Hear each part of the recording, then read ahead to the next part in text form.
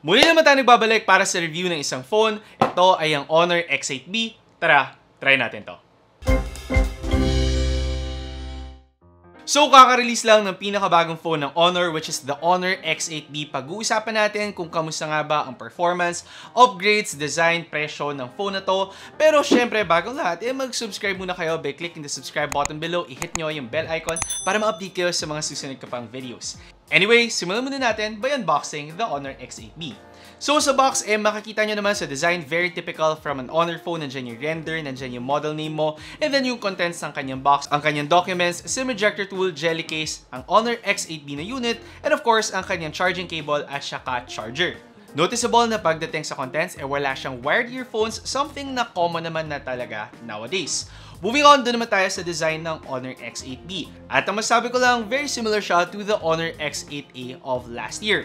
Makikita nyo na ayun pa rin yung kanyang very flat na design, flat back, flat front, at saka flat na sides. At yung curves niya, dito nyo lang talaga sa corners makukuha. Same pa rin sa last year na meron pa rin powder finish sa likuran ng iyong phone na para sa akin, very classy pa rin talaga kahit madami ng phones yung naglabas ng ganito kasi ayun nga, mas less fingerprint magnet lang talaga at mas less madumi tingnan ang phone mo. Meron siyang mga slight difference mula sa kanyang predecessor, namely ang kanyang sides na ngayon chrome finish na. So nakakadagdag siya ng parang classiness pagdating sa Honor X8B, pero again, hindi naman to bago para sa isang phone ngayon 2024. Ang kakaiba actually ang kanyang front-facing camera na kung makikita nyo pill shape na yung notch na ginagamit. So ni-utilize ng Honor X8B yung ganitong shape ng kanilang front-facing camera by giving us yung additional feature na parang yung mga notifications and yung other tools or utilities ng phone mo na ideally nakukuha mo kagad dito pinapakita sa kanyang front-facing camera.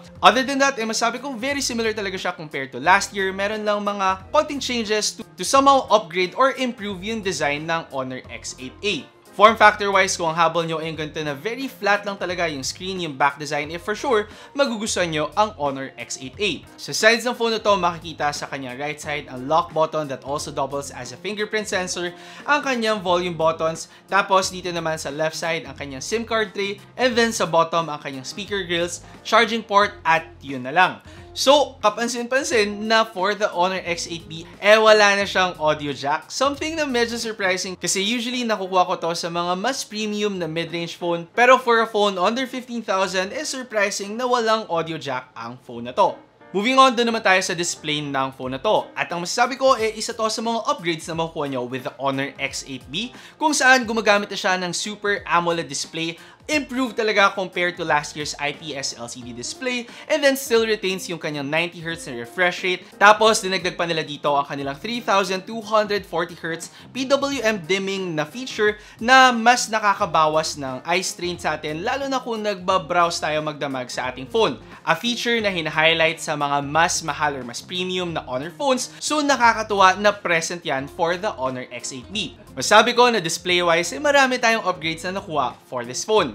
Moving on, doon naman tayo sa kanyang audio. Nakakakuha ka talaga ng immersive na experience when watching videos or playing games. Yun nga lang, when you get to higher volumes, mapapansin mo na nagde-decrease yung kanyang quality ng audio. For the battery naman, it remains the same with a 4,500 mAh battery capacity, and upon testing, nakakuha tayo ng above average results for the Honor X8B. If ever na mauubusan ka naman ng battery dito sa phone na to, another upgrade na makukuha nyo, meron na siyang 35W charging as opposed to last year's 22.5W charging, so mas mabilis nyo na rin ma-charge ang inyong phone. With our charging test naman, inabot tayo ng around 1 hour lamang para ma-fully charge ang Honor X8B. So para sa mga on-the-go dyan, good news tong panibagong upgrade na naman na nakuha natin on this phone.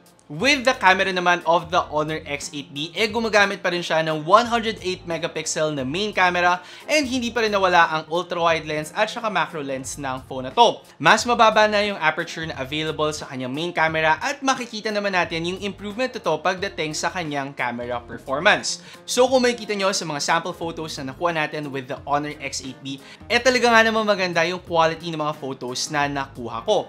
Especially in good lighting, makikita nyo talaga na very vibrant talaga yung mga colors natin. However, mapapansin din na mataas yung contrast ng mga photos na nakukuha natin. Isa pang bagay na napansin ko hindi ganun kaganda yung dynamic range ng kanyang camera. So if ever, iwas-iwasan natin yung mga against the light photos kasi makikita nyo na magsa-struggle dito ang camera ng Honor X8B. Pero as long as maganda naman talaga yung lighting situation, makikita nyo talaga kung gaano ka-detailed, gaano ka-sharp, and gaano lang kaganda yung colors na napoproduce ng phone na to. Moving on sa mga ultra-wide shots naman, fortunately, maganda pa rin enough yung mga photos na nakuha natin mula sa Honor X8B. Makikita nyo na yung colors almost the same mula sa ating main camera. Merong onting pagbaba sa quality pero for a phone at this price, masabi kong normal naman yung ganitong bagay. Zooming in, make sure lang natin na maganda yung lighting situation kasi may tendency na tumaas palalo yung contrast ng Honor X8B. So may mga konting detail na nawawala lalo na kung nandun sa mga darker or black parts yung mga photo natin. If ever naman na magtitake kayo ng photos sa gabi o kaya sa mga low light situations, I suggest na gamitin nyo ang kanyang night mode dahil malaki ang improvement na magagawa nito sa inyong photos.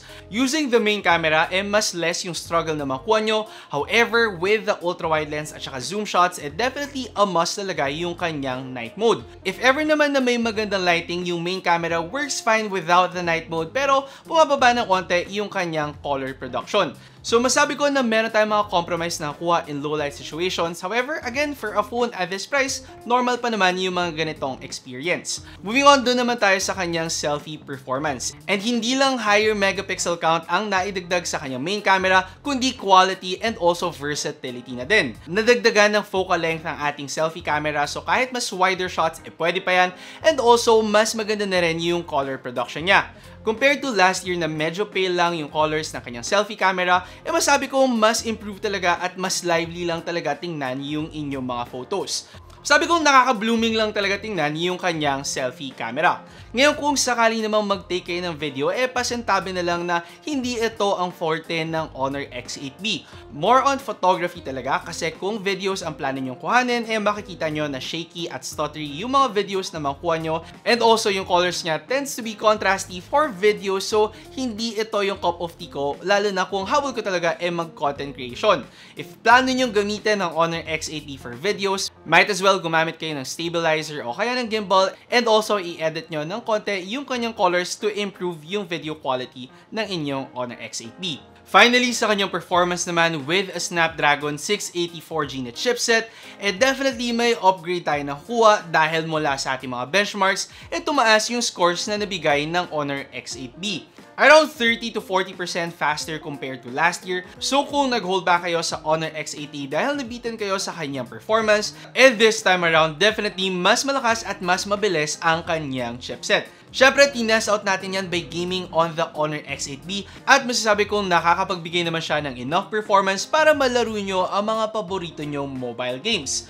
Syempre, naglaro tayo ng Mobile Legends at medyo stuttery siya nung una pero eventually naman, naging smooth na yung gameplay ko at masabi ko namang wala akong na-encounter na problems kahit mga ilang oras akong naglaro on this phone. So mga games katulad ng Call of Duty or kasakaling may naglalaro pa ng Candy Crush or other games na hindi naman ganun talaga kataxing, definitely playable on the Honor X8B. For a game like Genshin Impact, no questions pa rin naman na kailangan pa rin nating babaan ang settings natin para ma-make sure na smooth lang talaga tatakbo ang ating mga games. Kung sakali naman na plano nyo maglaro for hours on the Honor X8B, masabi kong hindi naman tumaas to an alarming rate yung kanyang temperature. So may enough thermal management naman tayo kahit maglaro tayo ng mga 2 to 3 hours on this phone. Di ko lang siya masasuggest kung naglalaro kayo around 4 to 5 hours, lalo na kung nagcha-charge pa kayo habang naglalaro dahil tumaas pa rin naman yung kanyang temperature and mas mamimake sure lang natin na tumagal yung buhay ng phone natin kung as much as possible hindi siya iinit talaga.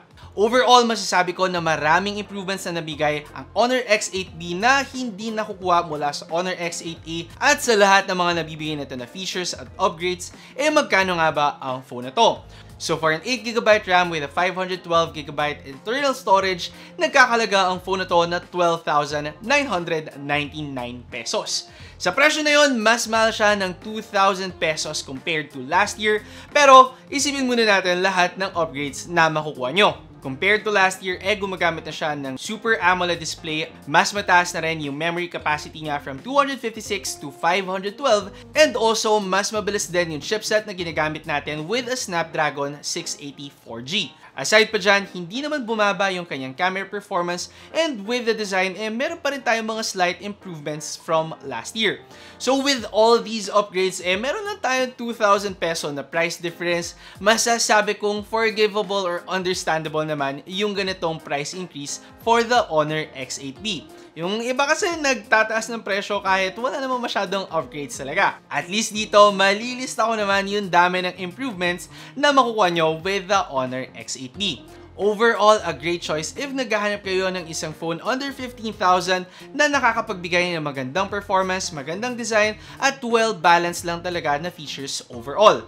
Yan na ang masabi ko about the Honor X8B. Hopefully nakatulong tong video na to para malaman nyo kung ito nga ba yung phone na dapat nyo bilhin ngayong 2024. Again, kung sakaling hindi pa kayo nakasubscribe sa aking video, syempre mag-subscribe by clicking the subscribe button below. I-hit nyo yung bell icon para ma-update kayo sa mga susunod kong videos. At kung nakatulong sa inyo ang video na to, i-like at i-share nyo na rin.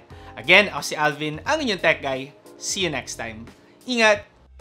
Nagustuhan nyo ba ang video ko? I-check out nyo ang aking channel for more phone, gadget, and laptop reviews. Tapos, meron pa akong tech tips and guides. Mag-subscribe by clicking the subscribe button below at i-hit nyo na rin ang bell icon para sa mga susunod ko pang videos.